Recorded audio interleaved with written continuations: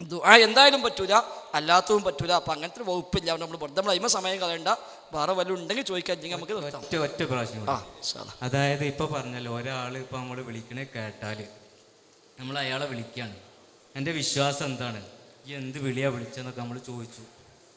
അപ്പോൾ നമ്മളിപ്പോൾ അങ്ങനെ ഒരാളോട് ചോദിക്കുമ്പോൾ ഒന്ന് ശിർക്കാവുന്ന വിളിയാണ്, ഒന്ന് വസീലത്ത് ശിർക്കും ഹറാമാവുന്ന വിളിയാണ്.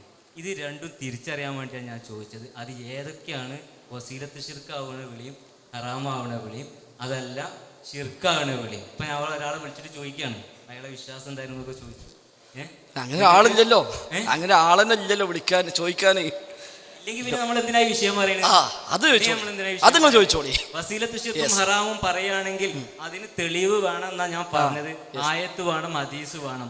അത് ഉണ്ടോ ഇല്ലേ എന്നാണ് എന്റെ ചോദ്യം. ഇല്ല എന്നാണ് നിങ്ങൾ പറഞ്ഞത്. അല്ല അല്ലേ? അതൊക്കെ ഉണ്ട്. ആയത്ത് ഞാൻ ഓതി, ആയത്തും ഉണ്ട്, ഹദീസും ഉണ്ട്, സ്വഹാബത്തിന്റെ രീതിയുണ്ട്, സുലൈമാൻ നബിന്റെ രീതിയുണ്ട്.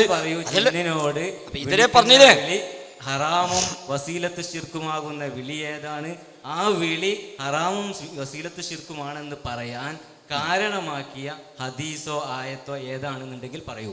സുലൈമാൻ നബിക്ക് അനുവദിക്കപ്പെടാത്തൊരു വിളിയുണ്ട്, അത് ശിർക്കായ വിളി. നമുക്കും പറ്റില്ല, ആർക്കും പറ്റില്ല. സുലൈമാൻ നബിക്ക് അനുവദിക്കപ്പെട്ടൊരു വിളിയുണ്ട്, അത് ശിർക്കായ വിളി അല്ല. കാരണം ശിർക്കായ വിളി സുലൈമാൻ നബിക്കും അനുവദിച്ചിട്ടില്ല. അല്ലാത്തൊരു വിളി അപ്പുറത്തുണ്ട്, അത് സുലൈമാൻ നബി വിളിച്ചു, കാരണം അള്ളാഹ് അദ്ദേഹത്തിന് അനുവദിച്ചു കൊടുത്തു. നമുക്ക് അതും അനുവദിക്കപ്പെട്ടില്ല, അതുകൊണ്ട് നമുക്കതും പറ്റില്ല. നമ്മൾ വിളിച്ചാൽ അവൻ നമ്മെ ശിർക്കിൽ കൊണ്ടുപോയി ചാടിക്കും. കാരണം ഖുർആൻ പഠിപ്പിച്ച സൂറത്ത് അൻആമിൽ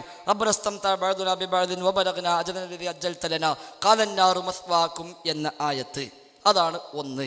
മറ്റൊന്ന് ഇസ്ലാമിൻ്റെ അടിസ്ഥാന നിയമം, ശിർക്കിലേക്ക് വഴിവെക്കുന്ന എന്തെല്ലാം ഉണ്ടോ അതെല്ലാം ഹറാമ്. അതുകൊണ്ടാണ് ഖബർ കെട്ടൽ ഹറാമായത്, അതുകൊണ്ടാണ് ഹക്കജാഹ കൊണ്ടുള്ള തവസ്സുൽ ഹറാമായത്. അതൊക്കെ എന്താണ്? ശിർക്കിലേക്ക് വഴിവെക്കുന്നതാണ്.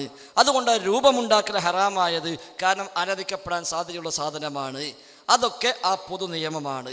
അപ്പോൾ ശിർക്കിലേക്ക് എത്തിക്കാൻ വകുപ്പുണ്ട് ആ രംഗത്ത്. അതുകൊണ്ട് അത് വസീലയാണ്, അത് ഹറാമാണ്, അത് ഇസ്ലാമിലെ പൊതു നിയമമാണ്. അൻആമിലെ ഈ ആയത്തും അതേപോലെ നബിയും സഹാബത്തും ജീവിതത്തിൽ പല ഘട്ടങ്ങളുണ്ടായിട്ടും ഒരാളും ഒരു സംഗതിക്കും ആവശ്യപ്പെട്ടില്ല എന്നുള്ളത്, ആ വഴി അനുവദിക്കപ്പെട്ടിട്ടില്ല എന്നതിൻ്റെ ഏറ്റവും വലിയ തെളിവാണ് എന്നതും. അതോടൊപ്പം സുലൈമാൻ നബിക്ക് അള്ളാഹു അനുവദിച്ച് കൊടുക്കാത്ത വിളി ഏതാ? ശിർക്കായ വിളി. അത് സുലൈമാൻ നബി വിളിച്ചിട്ടില്ല, ചെയ്യാൻ അനുവദിച്ചിട്ടില്ല, അനുവദിച്ച ശിർക്ക് തന്നെ. സുലൈമാൻ നബിക്ക് അനുവദിക്കപ്പെട്ടൊരു വഴിയുണ്ട്, അതേതാ?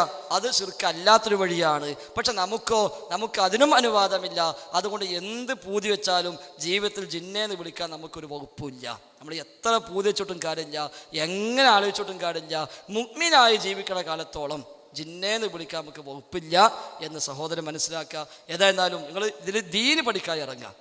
നമ്മൾ അനാവശ്യമായി വെറുതെ ഇങ്ങനെ സങ്കല്പിച്ചുണ്ടാക്കി ഓരോരോ സങ്കല്പത്തിൻ്റെ പിന്നാലെ പോകേണ്ട കാര്യമില്ല. അതൊക്കെ നമുക്ക് അപകടമാണ് മതത്തിൽ. അതുകൊണ്ട് അങ്ങനത്തെ സങ്കല്പങ്ങളുടെ പിന്നാലെ പോകാതെ യാഥാർത്ഥ്യങ്ങൾ നമ്മൾ എടുക്കുക, എന്നിട്ട് അത് പഠിക്കുക, അത് പ്രമാണം വെച്ച് പരിശോധിക്കുക.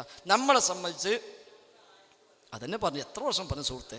സുഹൃത്ത് അൻആമിൽ ربنا استمتع بعضنا ببعض وبلغنا أجلنا الذي أجلت لنا قال النار مثواكم خالدين فيها إلا ما شاء الله എന്ന ആയത്ത് സൂറത്ത് അൻആമിൽ. അർത്ഥം അതപ്പോൾ പറഞ്ഞു, ജിന്നിനെ ഔലിയാക്കളായി ജിന്നുമായി മനുഷ്യന്മാരെ പരസ്പരം അങ്ങോട്ടും ഇങ്ങോട്ടും ഉപകാരമെടുത്ത ആളുകൾ നാളെ പരലോകത്ത് വരുമ്പോൾ അവർ പറയും, ഞങ്ങൾ പരസ്പരം ഉപകാരമെടുത്തു. അല്ലാഹ് പറയും, നിങ്ങളുടെ വാസസ്ഥലം. ക്ലിയർ ആയല്ലോ, ഒന്നുകൂടി പറയും. അത് ശ്രദ്ധിക്കാത്തതുകൊണ്ടാണ്. അതായത് ജിന്നുകളും മനുഷ്യന്മാരും തമ്മിൽ പരസ്പരം ഉപകാരമെടുത്ത് ജീവിക്കുകയും നാളെ പരലോകത്ത് എത്തിപ്പെടുമ്പോൾ ഇവരെ പരസ്പരം കണ്ടുമുട്ടുകയും അങ്ങനെ ജിന്നുകളോട് പറയും, നിങ്ങൾ ഒരുപാട് മനുഷ്യന്മാരെ വഴിപഴപ്പിച്ചല്ലോ. അപ്പം മനുഷ്യന്മാർ പറയും, ഞങ്ങൾ പരസ്പരം ഉപകാരമെടുത്തു, ഞങ്ങൾക്ക് നിശ്ചയിച്ച അവധി ഞങ്ങൾ എത്തുകയും ചെയ്തു, ഇപ്പോൾ ഞങ്ങൾ ചെയ്ത അബദ്ധമാണ് ഞങ്ങൾക്ക് മനസ്സിലായി. അപ്പോൾ അല്ലാഹ് പറയും, കാലന്നാറു മസ്വാക്കും, നിങ്ങളുടെ മടക്കസ്ഥലം നരകമാകുന്നു എന്ന് പറയും. ആ ആയത്തിന് വ്യക്തമായി ജിന്നുകളുമായുള്ള ഉപകാരമെടുക്കലെല്ലാം പാടില്ലാത്തതാണ്. ഒരു ഉപകാരം എടുക്കാനും പാടില്ല, ഒരു ഇസ്തിംതാഉം പാടില്ല എന്ന് വ്യക്തമായി. ഇനി അത് മനസ്സിലാവില്ല, അത് അസുഖം വേറെയാണ്. ഇനി മനസ്സിലാവണമെങ്കിൽ ഏറ്റവും നല്ല പണി ഞാൻ പറഞ്ഞുതരാം. ഇനി ഡോക്ടർ ഉസ്മാൻ സാഹിബ് എഴുതിയ മനുഷ്യൻ്റെ യഥാർത്ഥ ശത്രു എന്ന പുസ്തകമുണ്ട്. ആ പുസ്തകത്തിൽ ഈ ആയത്ത് എന്താണ്, എങ്ങനെയാണ് ഇത് വിശദമായി ഈ ബുക്കിൽ പറഞ്ഞിട്ടുണ്ട്. അത് സ്വസ്ഥമായി ഒന്നുകിൽ തഹജ്ജുദ് നിസ്കരിച്ചിട്ടോ അല്ലെങ്കിൽ രാവിലെ സുബഹിക്ക് ശേഷമോ സ്വസ്ഥമായ മനസ്സോടുകൂടി ഒന്നിരുന്ന് നിങ്ങൾ ഈ പുസ്തകം വായിച്ചാൽ ഈ ആയത്ത് വിശദമായിട്ട് അവിടെ ഉണ്ട്. അതിൻ്റെ എല്ലാ വ്യാഖ്യാനവും അവിടെ കൊടുത്തിട്ടുണ്ട്. അപ്പോൾ കൃത്യമായി മനസ്സിലാവും എന്താണ് എവിടെയാണ് ഹറാമും വസീലയും ആകുന്നതെന്നോട് മനസ്സിലാവും. അപ്പോൾ ഖുർആൻ പഠിപ്പിച്ചിട്ടുണ്ട്, ഹദീസിൽ വന്നിട്ടുണ്ട്, പ്രവാചകന്മാരുടെ പാതയുടെ പിൻബലം നമുക്ക് ആ വിഷയത്തിലുണ്ട്. അതുകൊണ്ട് എത്ര നമുക്ക് ആഗ്രഹമുണ്ടെങ്കിലും ശരി, ജീവിതത്തിൽ ജിന്നേന്ന് വിളിക്കാൻ നമുക്ക് വകുപ്പില്ല. സഹോദരൻ ആ വഴിക്ക് ആലോചിക്കരുത്. ഒന്നുകിൽ അള്ളാന്ന് വിളിക്കുക, ദുആ എന്ന വിളിയെല്ലാം. അല്ലാത്ത വിളികൾ മനുഷ്യന്മാരോട് അനുവദിക്കപ്പെട്ട വഴികളിൽ വിളിക്കുക.